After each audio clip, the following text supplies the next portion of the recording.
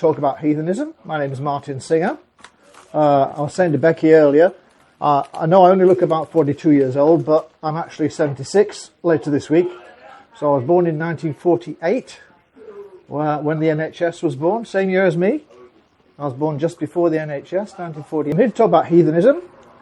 There's lots of different names, which a lot of you will be aware of. Like heathenism is one, Odinism is another, excuse me, Ancestral is another, Northern tradition is another, Ancestral Paganism is another. I think I'm running out now. Are there any more? Can anybody think of any more? I'm not really aware. You all right, mate? Yeah, I'm not really aware of any big difference between them all. I identified as an Odinist for many, many decades.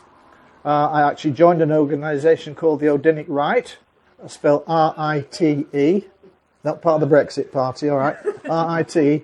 And I was professed as a member many, many years ago, more years than I like to remember.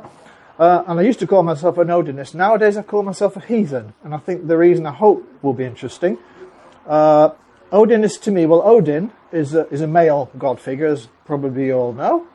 An old bugger with a grey beard and a wide-brimmed hat, and a raven on his shoulder. If I brought a raven on my shoulders and a spear, I could do an Odin impression, right? But it's the point I'm making is he's a male god, right? Now, an important thing to me about heathenism is the gender equality, which I'll come to shortly. And heathen is a gender-neutral term. So I prefer to use the term heathenism rather than Odinism, because we're not worshipping a bloke with a wide-brimmed hat. Okay. If I was asked to give a definition of heathenism, I would say, as it says down here, it's ancestral paganism based on respect for the ancestors, culture and homeland of Northern Europe. I would not... Are you okay, Matt? Can you... Oh, a bit louder. Okay. It's the ancestral organic religion of the North European people in a modern way. Modern way is important. Okay. I would say, if someone asked me, is it a religion, I would always say I'm not a religious person. I'm a spiritual person. I'm talking to a bunch of pagans, I'm assuming, so I think you all know why religions have got a bad name, deservedly so. So I don't want to call it a religion. It's a spiritual wisdom of the northern people. It's not a reenacting of the past. It's not about Vikings playing Vikings, which is fine. I like the Vikings, you know. It's not about playing Vikings. It's not about going back 1,000 years and pretending I'm living in the 9th century. I know when I'm living.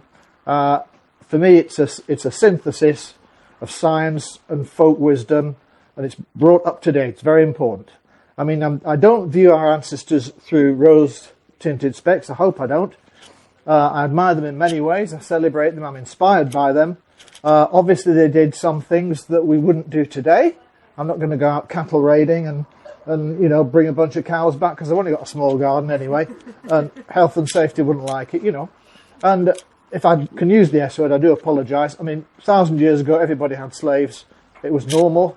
Every society, or just everyone I can think of, had slaves.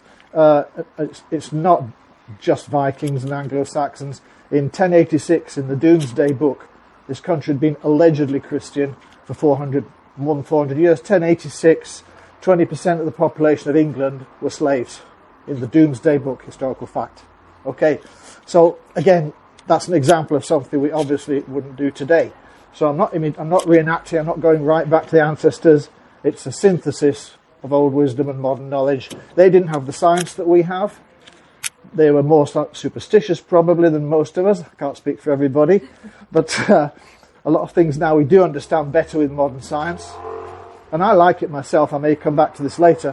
When you can synthesize spirituality and science. That for me, sometimes, I can't do it too often, but sometimes it just meshes, and I think that's really beautiful. I'll try and give an example, if I remember, in a few minutes. Okay. Oh, now, I'm going to try not to tell too many jokes tonight. I'm trying to limit myself to a maximum of 2, see if I can do it. Next thing I'm going to say is not a joke. I'm hoping to shock some of you. I'm going to say something quite appalling now. That 1,000 years ago, there were no Vikings. Thank you, sir. Well done. I'm doing fine. No. Look, I like the audience participation. Surprised I was the only one, but there we go. I know, but good for you, mate. Thank you very much.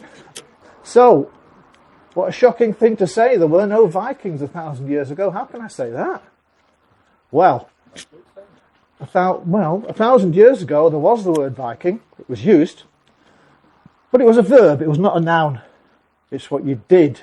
It's not what you were. Nobody in 950 AD said, I am a Viking. Nobody said that, right? I'm in HR. What do you do? Oh, I do a bit of Viking now and again. Oh, that's cool. You know, it was a verb. It was not a noun. So were you doing a bit of Viking or Vikinging? You'd go a Viking, is what they used to say. You would go a Viking, yeah, but you would not say I am a Viking. I know that's the modern usage, and I accept that. That's reality. That's modern language changes through time. The invention of the Viking as a person, as far as I'm aware, didn't come about till the 19th century, 1,000 years after the Viking Age, when people did sort of rediscover the ancestry and get a bit nationalistic in the Scandinavian countries and say, oh, we're Vikings, you know. But that was an invention in the 19th century. Is it akin to pirate or something like that? Oh, you mean, what does it mean being a Viking? Going a Viking, what does it mean? The actual word itself, is it akin to pirate, brigand? Well, we don't know what it comes from. The common description is from a creek, because they came out of the creeks in their fast boats. And going a Viking really meant you go off on a trading expedition. But you know, if there was a nice fat monastery over there, you might go and pay them a visit as well. Which is, it's kind of economic redistribution, I think. I think it's kind of early socialism, in my view, but you know, you may or may not agree with that. Okay. Now, it's good to mention Vikings, because I love the Vikings. I watch them on Netflix and stuff. But regarding heathenism, Vikings are a bit of a problem, because the way they've come down to us is sort of very aggressive and over-masculine. That's what you see. It's all about violence and plundering and everything else. Now, it's ironic because heathenism isn't like that at all. It's a gender-equal philosophy. And the Viking image, when people take it a bit seriously, it's a hindrance. It puts people off. And it obviously puts a lot of women off. It probably puts some men off as well. So I want to say it's not a religion. It's not the religion of the Vikings. It's not a religion at all. You know, it's a spiritual philosophy that goes back 5,000 years to the earliest Germanic times, which were in the Bronze Age. Some of you might be thinking, this is just wishful thinking. He's going on about gender equality. Where's his evidence? So let me give you some evidence. Okay. The history of the English people, the written history, starts in the 1st century. They didn't write, they had runes, but they didn't have written history. It starts with a Roman called Tacitus. His father-in-law was called Agricola, which was a sort of nickname for the farmer. His father-in-law was busy massacring the Celtic tribes in southern Britain, and his son-in-law Tacitus wrote a history of Britain and Germany, Germania they called it. Now he said, and I'm quoting here, he wrote about the Angles, who were at that time were not living in Britain, because this is about 1st century, they hadn't come over the North Sea. They were living in what's today called Denmark. Where were the Danes? The Danes were further north in what's today called Sweden. He wrote about the Angli, that he called the Angles, the Angli, and he said the Angli and neighbouring tribes were noteworthy for worshipping the Mother Earth, Terra Mater. That's what he said. That's the beginning of English history. As you know, the Angles came across to Britain a bit later and eventually gave us the name England and English. So the first historical record of the Angli says that they worshipped the Earth Mother. And he says they were noteworthy because, of course, being a Roman, that was a bit unusual. The Romans were not too noted for their gender equality.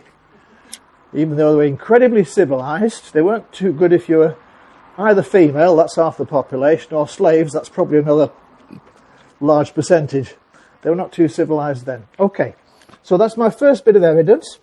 I've got more.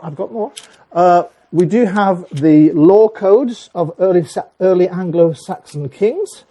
I'm going to refer to one of them in particular, King Inne of Wessex. You spell Inne, I-N-E. His law code was written down in the 680s, so just into Christian times. They had a very good law code in many ways. They had a good sense of justice. If you were a criminal and you were convicted, you had to compensate the victim. Now, we lost all that for hundreds of years. We're just trying to bring it back now, aren't we, really? What about the victims? You don't just put the guy in the slammer and that's the end of it, justice done. What about the people who suffered? So they had a strict code. You know, if you stole somebody's sheep, you had to give them back, I don't know how many sheep it was. Now, the point I'm making here is if you committed the ultimate crime, if you murdered somebody and you were convicted, they had no prisons. They couldn't put you in. What you had to do, you had to compensate. If you killed somebody's wife, you had to compensate the family for the value of that person. Now, I haven't got rose-tinted specs because it was a class society. You didn't want to murder an earl's wife because she was very expensive. But it's laid down in the law codes, what they call it, the Wyrd, W-E-R. It's really the money that you are worth. And that was agreed for different levels of society. So if you killed a farmer, you didn't pay as much as if you killed an earl. But you had to compensate the family. And the Wyrd of a woman is specified as exactly the same as the Wyrd of a man. That's in Anglo-Saxon law codes, 7th century, historical fact. Okay? So I'm not just making this up. Last one of all, a lot of the heathen information we have actually comes from Iceland. Because there was a chap called Snorri Sturluson who lived in the 13th century in Iceland. The Eddas, as they're called, and it really was, he was writing Christian times, 13th century, but he was writing about much, much earlier pagan times, clearly pagan, about the gods and goddesses, blah, blah, blah. And he stated that the goddesses are equally sacred and equally powerful to the gods. And he was quite reliable. He was doing his best as old Snorri, in spite of his name. I'll come back to the gods and goddesses later and again try and make that point. The Germanic cultures are very ancient. I said 5,000 years ago. 3000 BC, there was a massive migration off the Eurasian steppes into all of Europe, basically. Probably Indo-European peoples. We don't know the language they spoke, but that's the best guess. They came off the steppes, which is today would be Russia, southern Russia and Ukraine.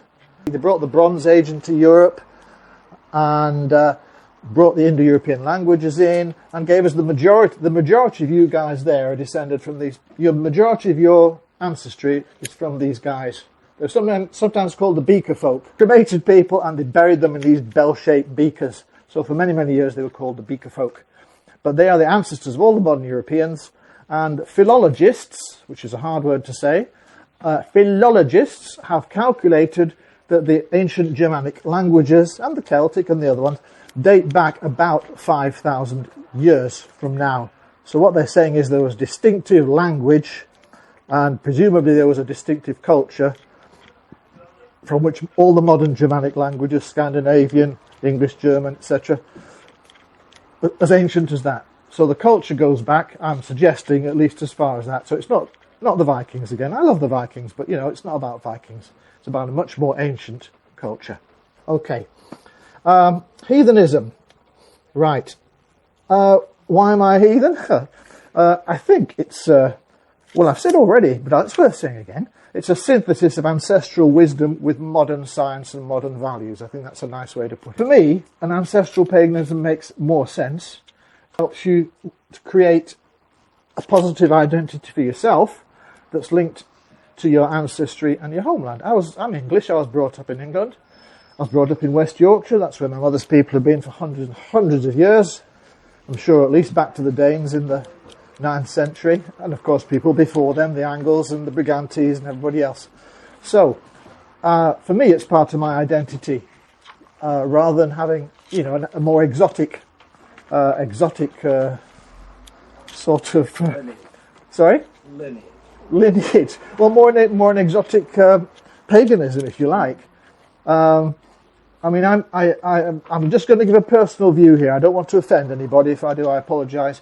What I would call more exotic religions, I don't think are necessary for European people, any Celtic, Slavic, Germanic, whatever, because I believe that we are born to be ourselves. We're not born to be acolytes of some guru.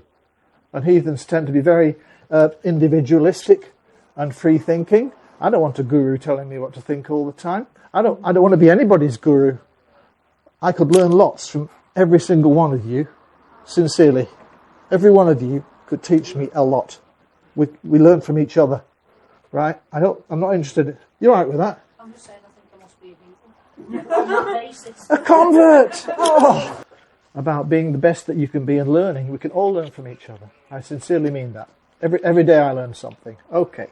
One thing I need to address, I don't know if I do. I think I do. Are heathens racist? Because I used to find in the bygone days when I did honest work for an honest wage many years ago, if I mentioned being a heathen to anybody at my workplace, strangely enough, it was a very diverse workplace. The black people who I worked with and were friendly with had no problems with it at all. But the white people, I had to explain to them, no, I'm not racist. Right? I'm influenced by the culture of my ancestors. I'm not a racist. And I had to explain that to anybody, not anybody, but a lot of people who were white. It was the first thing they'd look at. Oh, it sounds a bit racist. Ooh. It's not racist. And I can give you lots of justifications for that. I mean, the whole ethos of being a heathen is that different spiritualities develop in different lands. And they're all appropriate to the land that they arose in. Whether you might be a North American, an Inuit, an Italian or whatever. You have your own way of looking at life, looking at the world, and you have your own culture. So you cannot really think that one culture is superior to another, and you certainly can't think that I'm superior to somebody else because I've got blue eyes and fair skin. I mean, that's just stupid. So hopefully you can't be stupid and a heathen at the same time. Okay. Gentleman's got his hand up there. Hello, sir. Hi. My question is, so considering you have Nordic or Norse ancestry, would you say that heathenry is open to people who have different ancestry? Oh, good question, thank you. Interesting question, that, because it's not an obvious answer. Some people differ. Some heathens / Odinists would say, you have to be of basically North European ancestry, otherwise it's really not for you. My own view, and I'm not being funny with you, is I don't give a shit really. If somebody's interested, if somebody's South Asian, let's say, and says, "Oh, tell me about this heathen stuff," I'm very happy to have a chat. And if they say, "Well, I'd like to become a heathen," it would be unusual, as I think your question is implying, but it's not for me. I'm not a bloody guru. It's not for me to say, "Oh, you can't be, mate." Do you see what I mean? People's identity is their own business. And if they want that as part of their identity, they might be a little bit English on one side. I don't know. It's not my business necessarily, unless they wish to tell me. So my view, and it's not everybody's view, I'm being honest with you, is it's open to anybody really. I think, to me, DNA is not that important. To me, culture, your values and your culture, my view is that it doesn't really matter. I mean, I've got the same DNA as my brother, and we're totally different. We think differently, we talk differently, we've got, rather sadly, nothing in common. We've got the same DNA, same parents, How much does DNA count for? It gives me the colour of my eyes, but that's not significant, is it? It's just an accident, Could be any colour. They happen to be blue. So that's my view, that DNA is much less important than your culture, and you can choose a culture. Yeah. Hello. I mentioned it to Sarah earlier when we were talking, the importance of pigs to late Stone Age, Bronze Age and Iron Age people in this country. Had somebody then come along and said, you shouldn't eat pigs, that's not something that we could have accepted, because we would have starved to death. Okay. Whereas in other countries where maybe grain was the thing, or maybe cows or whatever were more prevalent, that's where they could discriminate against what they ate in those countries. And I'm ignorant, thank you for making that point. I'm ignorant of the wherefores, so I'm not going to be too critical. There may have been perfectly sensible reasons in ancestral countries of the Middle East where it was bad to eat pigs. Yeah. I do not know. I'm open-minded because I don't know. The history of our ancestors tends to show that there was no racism. There was no reference to racism. There were things done that were horrible. There were wars. There was fighting. But nobody picked on somebody else for being different. I can give you examples of that. Penda of Mercia, whom I like, he was a heathen king of Mercia, the Midlands area, in about 700, something like that. He was perfectly happy to ally himself with a Welsh king, Cadwallon, and go and ravage the north of England, where my ancestors lived. I hope they escaped. Well, they obviously did escape, or I wouldn't be here, would I? But, you know, he saw nothing wrong. The Northumbrians were Angles, the Midland people in Mercia were Angles, and he was allying with a Welsh king, bringing in a load of Welsh people to kick 7 bells and steal a load of stuff and kill people in Northumbria. He didn't think, oh, they're Angles and we're Angles, you know, we come from the same land. We're not, didn't matter. Didn't matter. Similarly, when the Norse people came over to Ireland, they were not, I mean, not saying there wasn't a bit of argy-bargy now and again. Perhaps there was. But, you know, it wasn't based on ethnicity.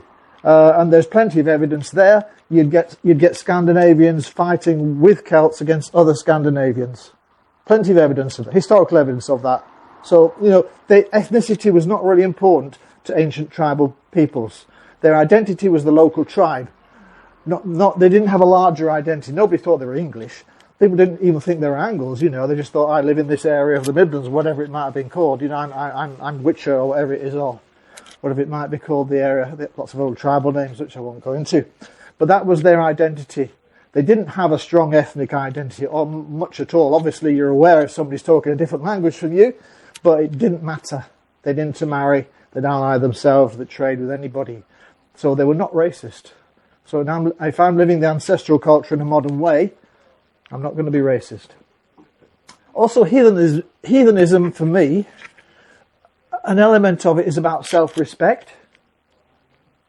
And that's part of my pathway, my task in this life, because I was brought up rather cruelly, not physically cruelly at all, but mentally a bit cruelly. And part of my task in this life is to love myself more and get more self-respect. And I think the more you respect yourself, you're going to respect other people. I honestly don't believe that a racist person, if somebody comes in here as a white supremacist, do they really respect themselves? I doubt it very much. Otherwise, why are you trying to put down somebody who looks a bit different? Doesn't make sense. So self-respect means you respect other people. So a strong heathen philosophy, I nearly said religion there. Oh, nearly said the R word. What a shock. A strong heathen philosophy makes it far less likely that you're going to be racist. I mean, I can't stop him. If somebody's on the internet and he's a white supremacist and said, "Oh, I believe in Odin," I can't stop them because there's getting a bit of trouble. They do tend, you might have picked up hints of this, take a rather strong line in defending our northern culture and ancestry. And I don't see.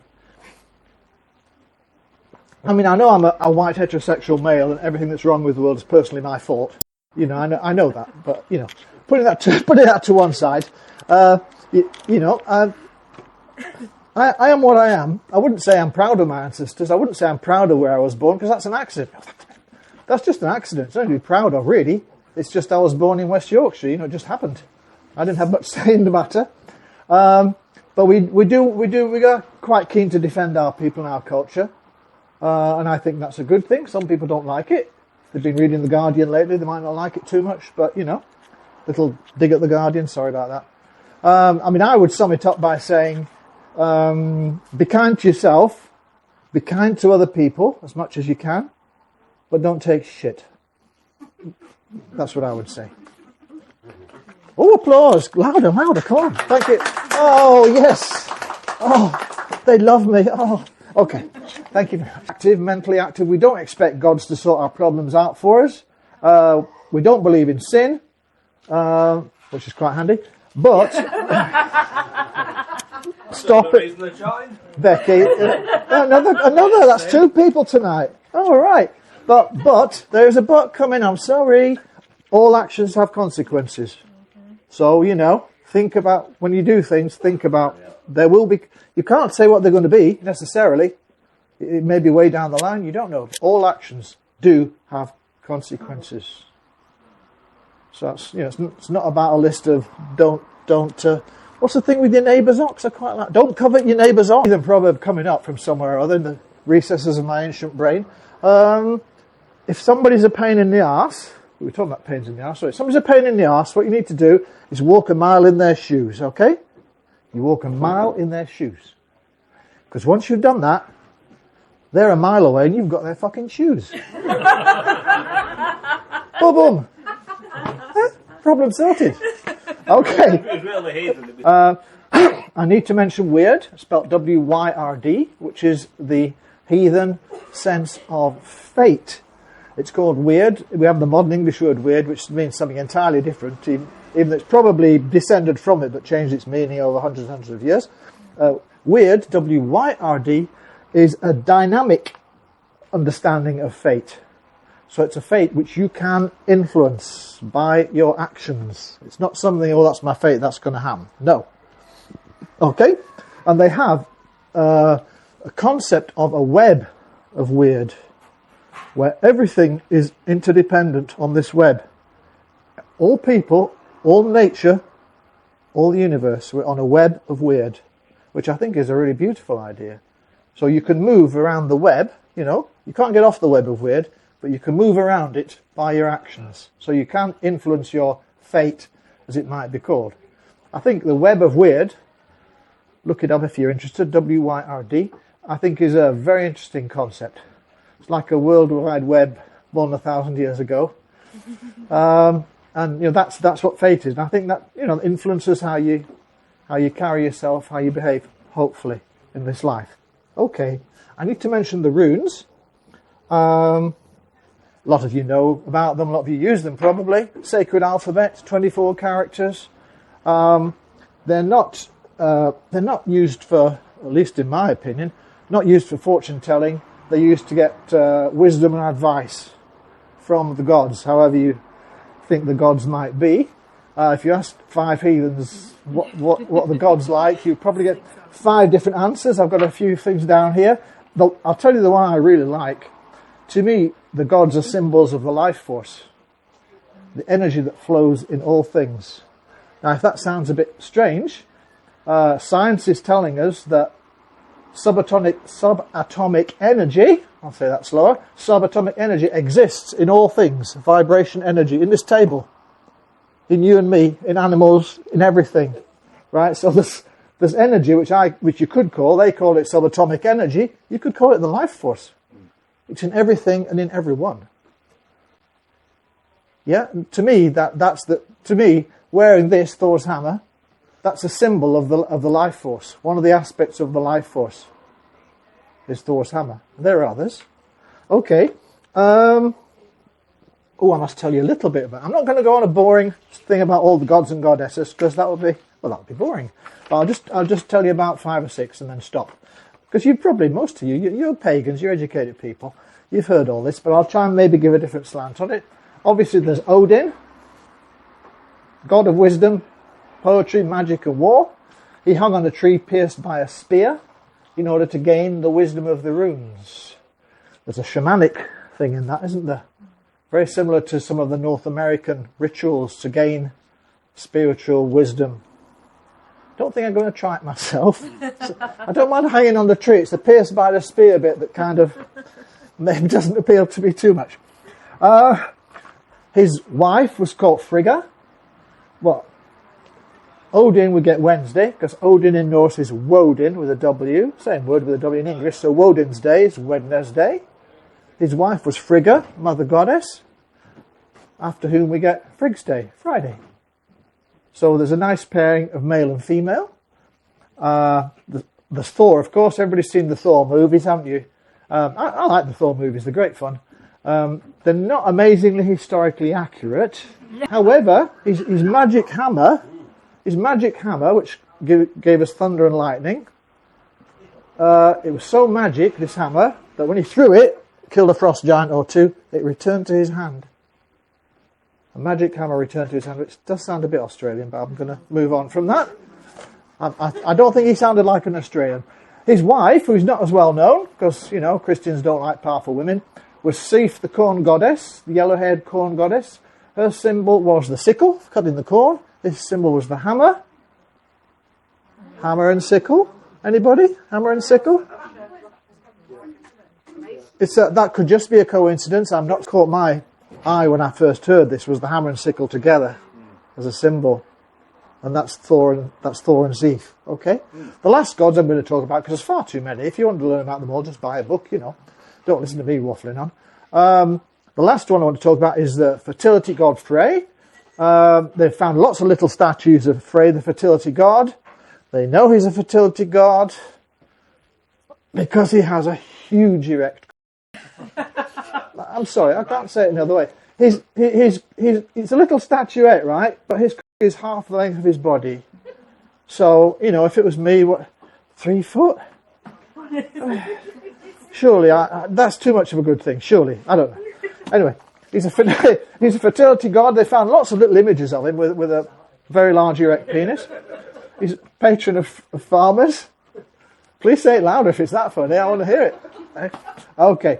And his wife, not his wife, sorry, his sister, I don't know why she wasn't his wife, but she was his sister, was Freya, who's very well known. Freya.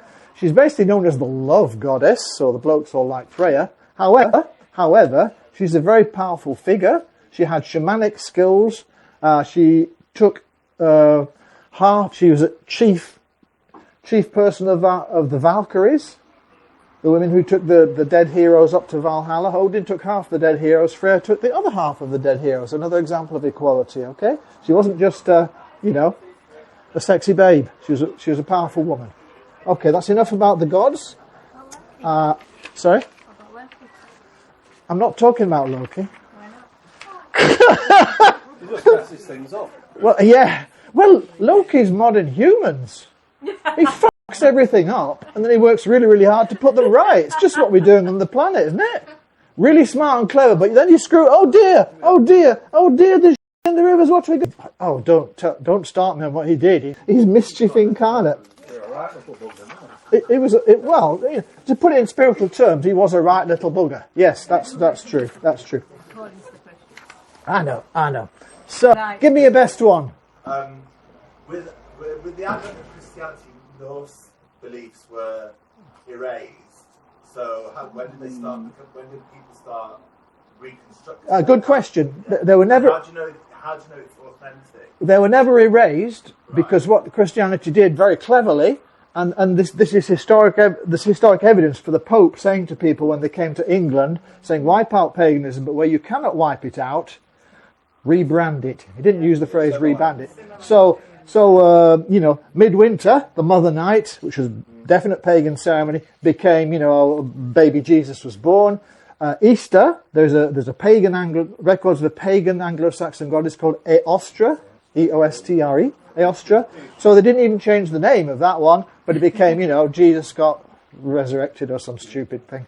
So that they did it with the sites a lot. We can't prove all of it, but a lot of the pagan sites had just knocked them down and built a church there. So they adopted a lot of paganism and rebranded it. So actually, the good thing is it's there for us to refine. Do you see what I mean? How is it, and modern day heathenry or Odinism, how is it structured, or people just practice individually, and what does your practice? There is no structure in modern day heathenism. There are no priests. There's no authority figures. There's only me, and you don't believe what I say. There are organisations. I mentioned before I was in the Odinic Rite, R-I-T-E, and there are other Odinist organisations as well, which I don't know as much about. So organisations exist, but they're there really. You can find them on the interweb for you to find out knowledge. You know what I mean? You can find a community there if you want, or you can just look on the website to get some knowledge. But there is no structure. There's no formal priesthood that I'm aware of, and if there was, I wouldn't want to join it because I don't believe in that. Is that okay? Did you have another question before I finish? That's it. That's it. So far. Okay. How do I practice? Yeah. I use the runes not as much as I should do or want to do. I wear the symbols. It's in my heart, basically. If I'm going into hospital or something for a nasty operation, it's I channel Thor. It's just channeling into the life force, expressing those energies. Some people do a lot more. Some people do rituals and all kind. I mean, I do midsummer and midwinter. Do you know what I mean? Sun up, sundown, and seasonal festivals, like all pagans do. We do the 8 festivals, sometimes with slightly different names. Is that okay? Thank you. Oh, thank you, thank you. Okay, time to finish, everybody. Okay, here we go. Yesterday is history. Tomorrow is a mystery. Today is a gift. That's why it's called the present. Thank you.